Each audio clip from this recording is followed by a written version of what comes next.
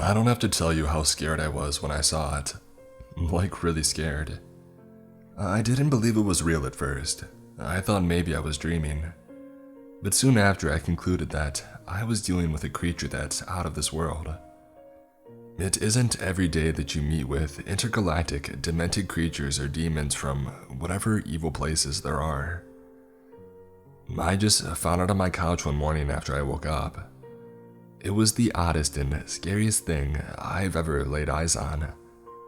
When it saw me too, it started howling, raging like crazy, probably demanding food. The game was on, and I was watching it like it was the biggest football fan in the world. And then it started dragging its butt on the carpet, circling around me. The creature didn't attack me or anything. He seemed harmless but still horrible to look at. It burped and started running through the living room, until it went headfirst into the furniture, where it instantly blacked out. I honestly thought it was gonna bite or kill me when it'd wake up, and my heart was racing inside my chest, drumming so hard like Tommy Lee was playing a solo in a Motley Crue live concert. I saw a letter on the carpet and wondered where or whom it was from. And, of course, that's when the trouble started. Let me just write it in here verbatim, and then I can go on with it. It was written in red ink. The letters were pulsating in different shades, and I was pretty sure it had to be supernatural or the likes of that. Luckily, I took a photo before reading it all. You'll see why it was a good idea. Dear Jonathan, hello there. Sorry to send Fluffy out of the blue, but I am really busy at the moment, and I need you to take care of him for a few days. These are troubling times down here. I had a few guys who went overboard with drinking and gambling, and they haven't been doing their duty properly. I won't get into detail about how things here work as you're not eligible for a place yet. You're very close though. I don't even want to start telling you what a crazy party we had on Halloween. We had demon dancers, and we smoked DMT, drank whiskey that was 8,000 years old, brewed right down here with our special recipe. Good times. I left one bottle in the fridge for you as well. Just be careful with drinking too much or you'll go insane. It kinda burns your throat like really bad, and if you do shots, you'll be able to breathe flames. No, not really. Joking, duh. I like bringing the lols, you know what I'm saying. Seriously though, don't drink too much in a single day. If you have just a single on the rocks, you should be fine. If you actually do get drunk on it and see the dancing devils, just ignore them. They're not real. Or are they? Just kidding. Anyways, the reason that I sent Fluffy over is that I have some business to attend to here on Earth, and I can't leave him alone down there. The last time I did it, he ate my sidekick after he forgot to feed him on time. I can't carry him with me either because, well, I've got important stuff to do that requires my utmost attention. So, I have chosen you to watch for my dear old Fluffers. Ain't he great?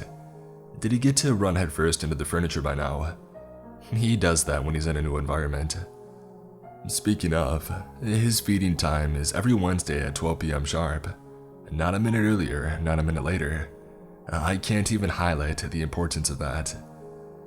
Even if he is a demon, he still eats the usual raw stuff. Raw hearts, raw kidneys, raw muscles. You know, everything meaty basically. Also, aside from that, he requires milk daily. Just a little. It doesn't matter when you give it to him. He won't refuse it. Just make sure it's not too much, otherwise he'll start barking and howling like crazy. And your neighbors will hear him, and you don't want that to happen. No bueno. He does like strawberries from time to time, but I recommend giving those only on Friday mornings, and only in moderation, like 2 or 3 of them, because he has a tendency of getting bloated, and then he'll start crapping all over your house. And you do not want that to happen because his poops are very acidic and will punch holes in the floor. You'll have a crappy floor, get it? Anywho, I gotta bounce. I'll come get Fluffy later this month. Do not get physically or verbally violent with him. Toodles. Yours truly, Satan. P.S. If you're lucky and he likes you, he'll try and communicate with you. So, if you ask him a yes or no question, he'll reply with 1 bark for yes and 2 for no. Try it if you get the chance. PSS. If I see that you took good care of him, I'll make sure that you get a big, fat reward. If no, then... Right after I finished reading it, the letters scrambled all by themselves into the face of a devil who smirked and winked at me right before vanishing. What the heck is right? If you're like me, then you're wondering, what is going on? I just experienced 2 supernatural events in less than 5 minutes, and I didn't even think that there was a word in the dictionary to describe how scared I was. The tag of his collar was in the shape of a pink heart with the name Fluffy written on it, so I knew that he didn't lie in the letter, but... Fluffy? There was a huge discrepancy between the name and the actual way the creature looked like. Anyway, let me tell you a bit about Fluffy. God, I can't even say his name without my heart starting to rise up in my throat when I think I had to monster sit the devil's pet. The small creature was approximately 3 feet tall. It had purple fur all over its body and 2 crimson tusks, one longer than the other. Its eyes were a bright hue of glowing pink, and it had 3 legs and 4 arms. The arms had little claws in them, probably so that it could grab its food better. I still couldn't believe it, but I was sure it was real. I had to do what he said in the letter, and I had to take care of it. I found myself in a situation in which I had never thought I would be. I decided to call to him, just like Satan wrote in his letter. Maybe that would have helped. Fluffy was waking up and I approached him. He was a bit scared, I could sense it, and when I tried to pet him on the head, he hissed at me. And that's when I noticed his dark orange tail that ended in an arrowhead tip. Classic demon stuff, right? I let out a whoa and saw his pink eyes and the tail both lit up in flames. The light was flickering while he focused on studying me and my moves. The tail was colored a bright, flamey orange that seemed to contrast the dark hue pretty well. I wondered how I should call him. Here, Fluffy. Here, little demon. Add a monster. Fluffy, want some milk? I asked. He started wagging his tail and ran towards my leg. Fortunately, the fire was gone and nothing burned. Does Satan give you milk where you come from? I asked again and I heard him bark, sorta. It wasn't your traditional dog bark, more like 1,000 barks that echoed in one. You know, like you can imagine a creature of hell doing one. Yeah, that's exactly how it sounded. I took a bowl and put some milk in it, and he started drinking with his 3 tongues, and spikes started coming out from his back. That probably meant that he liked it, I thought. I felt physically sick when the sound of them erecting from under the flesh, and I started shivering with a fear that I'd never thought to experience ever in my life. I made his sleeping spot in the kitchen, and I tried to make it as comfortable and cozy as possible. After all, I didn't exactly know how to take care of a demon pet, except for the instructions I was given. Of course, I had to call in sick to work that morning because you don't get the chance every day to monster sit Satan's pet. Time passed on and nothing significant happened on that Tuesday. Oh, luckily, I remembered to get his food for the next day. There was a butcher shop nearby, so it was a quick errand to run. I left him sleeping and I wished that nothing bad would happen. I mean, Satan would have had him trained by now, right? I bought like 20 pounds of chicken hearts, beef steaks, sirloins, and pork chops, and put them in the freezer to make his lunch the next day. And then I heard my neighbor Gary blasting that stupid heavy metal and screaming vocals over the original song like a freaking lunatic. Hey, you mind turning that down? I'm trying to rest. I angrily yelled. Hey, up yours, buddy. This is real music, not that pop stuff you listen to. His wife Karen replied. Hey, screw you both, you demented people. I'm going to call the cops if you don't turn that stuff down, you hear me? I said, blood starting to boil inside my veins. 5 minutes later, the music stopped. Freaking Gary and Karen, what a lovely couple. I saw Fluffy standing behind me growling. Hey, sorry little guy, I shouldn't have yelled. It's that they make me so upset sometimes with that stupid musical vomit. I told him, but he didn't stop growling. I moved past him, but he was still standing there motionless, just growling in their direction. I assured him that it was alright and told him to come with me, so that I could give him some milk. He happily obliged. Night came and I took Fluffy to bed. Even though he seemed to listen to every word I said, there was still some sort of darkness in the way that he looked at me. They say that the eyes are windows to the soul, so maybe that's exactly what he was doing, trying to read my soul and see if I was fit to take care of him or not. Listen here, Fluffy. Your owner gave me strict rules and told me to be really careful about taking care of you, okay? So please, don't start throwing tantrums in the middle of the night to become too curious about the neighborhood, okay? I told him, hoping that maybe he could understand. Still, I was trembling with fear. And then I remembered what Satan said at the end of the letter. 1 bark for yes, 2 for no. Do you understand? I asked him again and heard him bark once. We were starting to get along pretty good, and I went to bed for the night. Lights out. Someone knocked on the front door. I got out of bed to see who it could have been at that late in the night. Half asleep, I opened the door to see Gary, enraged with madness, drunk as a skunk and high as a kite, holding a knife in his hand. You disrespected my woman, you piece of crap. No one talks to her like that, he said, his hands shaking. Listen, man, I'm sorry, alright? I shouldn't have said those things, I told him, hoping in resolving the conflict peacefully.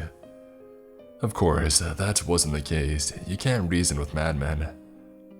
His right fist connected with my face and I was sent on the floor, stars filling my vision.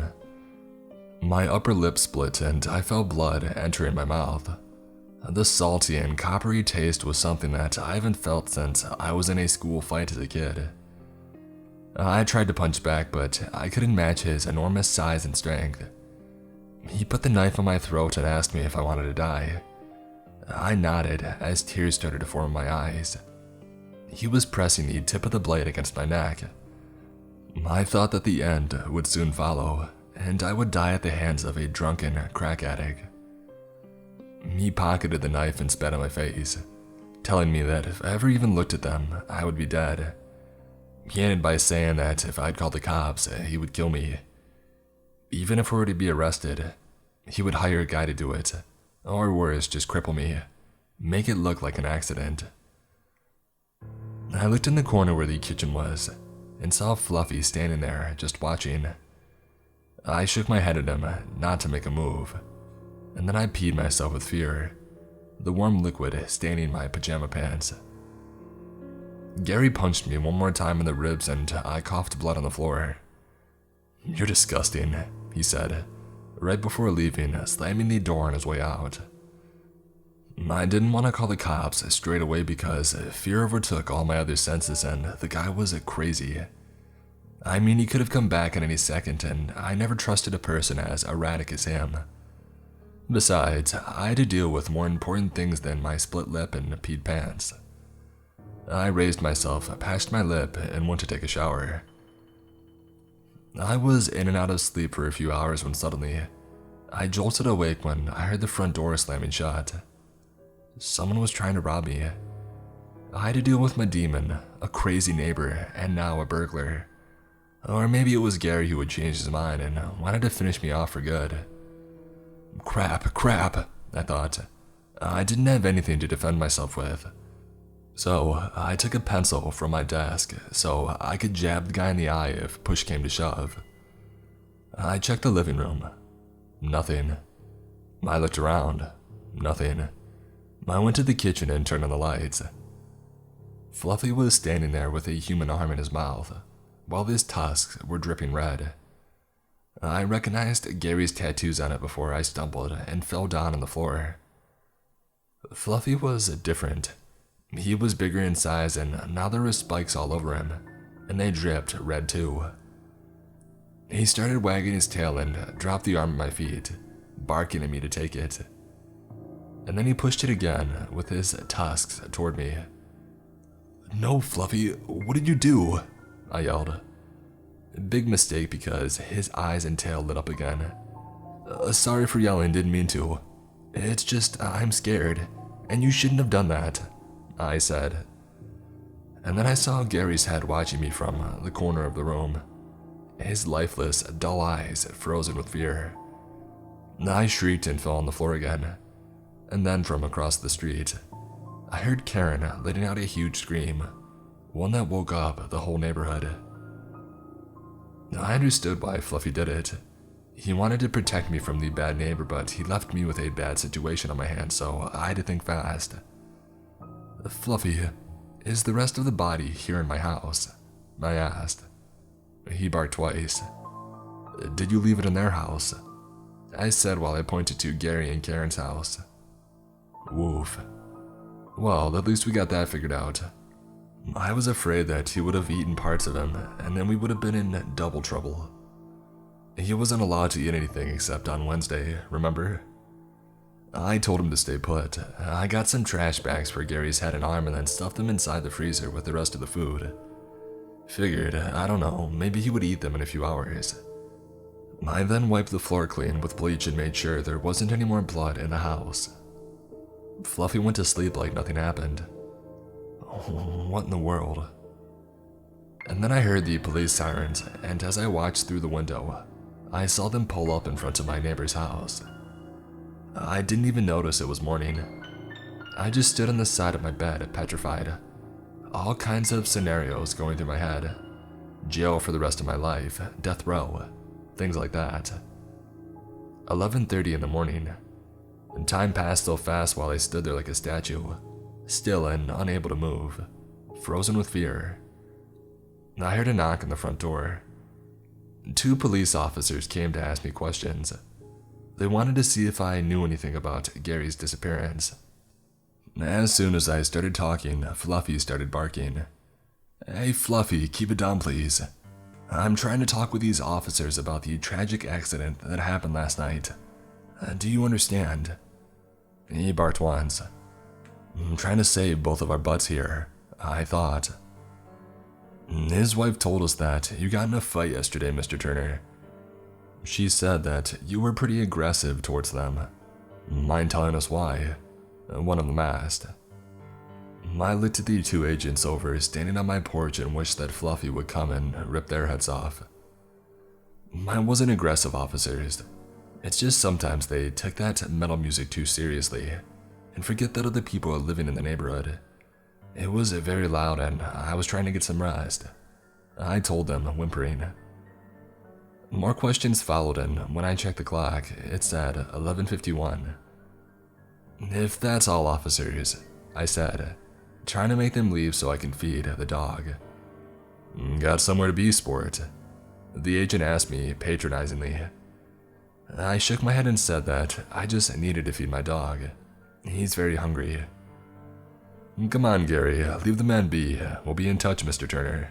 Thank you for your cooperation. His name was Gary. I felt like I was in some sort of bad cosmic joke. What happened to your lip? The officer said. You got your butt handed to you or something. I said that my dog had accidentally scratched me while I was training him. It was no big deal. And then they said goodbye, and I was getting really nervous and stressed because I didn't want to miss Fluffy's lunchtime. 11:54. I ran to the fridge and took the frozen meat and quickly placed them in the microwave. Ran to frost for 3.5 minutes and fed Fluffy. The spikes came out again from his spine and I asked him if he liked the food, and he barked once and kept eating. And then I heard another knock. It was Officer Gary again, this time alone. His voice tone was a little bit changed.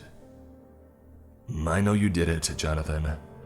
I know you have his head and arm in the fridge, he said. No, this wasn't happening. He pointed his gun at me. On the ground with your hands behind your back. You're under arrest, he said while I followed his instructions. I was basically screwed. I would go to prison first and then Satan would come after me for not taking care of his pet. And then Officer Gary started laughing. Oh man, you should see the look on your face right now. Get the heck up, man. I was just messing with you. I told you that I like to bring the lols," he said, crying with laughter. "Now where's my Fluffy?" Then the little creature came running from the kitchen and jumped on Officer Gary. Officer Satan. Thank you for taking care of him for me. My business finished earlier than anticipated, and I'm truly grateful for your absolute dedication towards the little fella here," Satan said. "Mind if I take all the meats from your fridge, including the. I nodded. "Jonathan, I told you that you'll get a reward for being nice to my fluffers, didn't I?" he asked me. I nodded and he told me that my mortgage has been paid off in its entirety. "I'll see you around, Johnny boy. I like you. You could work for me. Think about it, will you?" he said. "Come on, Fluffy, to the Batmobile," he finished. They hopped in the car and started driving into the distance. Well, my piece of crap neighbor is dead. That means no more crappy music unless Karen decided to go solo on the vocals. Maybe I'll get Fluffy again and teach her a lesson too if I get the chance. Hey, at least I'm debt-free, so I got that going for me, which is nice. Might as well pour myself a glass of Satan's whiskey now.